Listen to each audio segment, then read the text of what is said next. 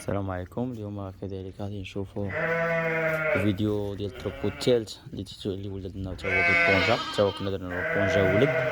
شوفوا كما تشوفوا تبارك الله هادو كاملين ولدوا تقريبا في واحد 10 ايام. تقريبا هنا راه كاينه واحد 100 راس ولدت في 10 ايام تقريبا. المعدل تيولدوا كل نهار شي 10 في النهار تقريبا. وهادو كاملين اللي من هنا متاومين. هاد النجات كاملين هنا اللي تقريبا تاوموا راه قريبه 50% تاومات، وهادو ما تاموش واحد.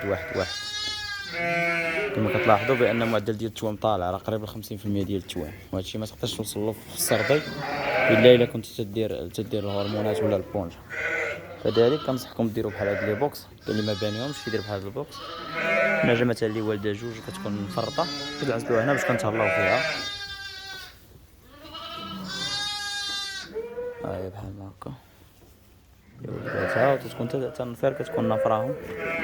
هادي عندها واحد ونافراه، هاهي ما كتخليش يرضع، شي كضربو تيوقف عليها شي واحد هنايا وتيغوت عليها عاد تيخليها ترضع. اي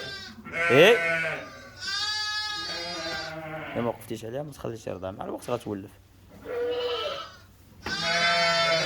هانت سبحان الله. ايوا ما تضربيش صاي. تترضع. ايوا بعدي منه خليه يرضع. بعدي منه، انا كنحس منه وهي تضرب. كتطلع ليا والله تتطلع ليا. كذلك هادي هي نافرة ولدها، هو شافني مع جوج ولاد الدراري، هو جا رصاي غنضربك. رصاي يلا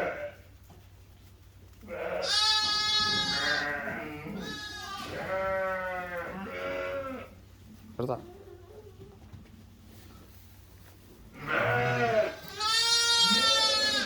هاد جويجات تبارك الله.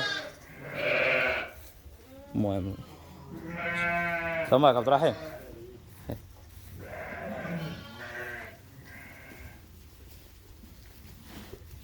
هذيك اللي ولدت من تروبو الجوج،